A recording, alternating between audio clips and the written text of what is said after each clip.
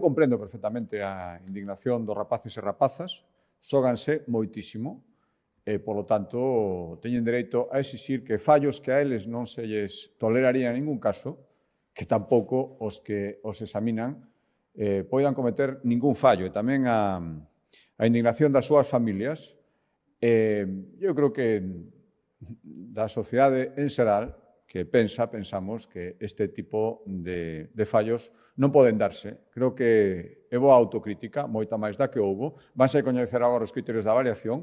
Esperemos que sexan en beneficio de todas as persoas que poderon sufrir os persuicios dos fallos cometidos.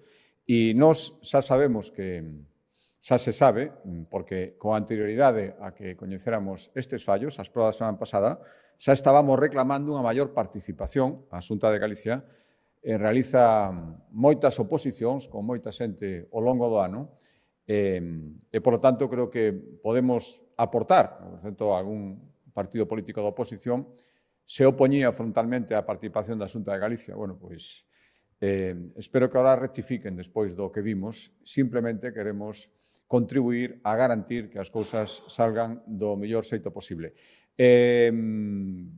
Tempo haberá, e tempo será dentro de pouco, de que se coñezan as nosas propostas. Agora mesmo, insisto, están pendentes de coñecerse os criterios de avaliación. O que hai que facer é intentar corrixir os fallos cometidos moi recentes que perxudiquen o menos posible antes que propoñer propostas de efectuar propostas de solución que as faremos e, por suposto, as daremos a coñecer en breve.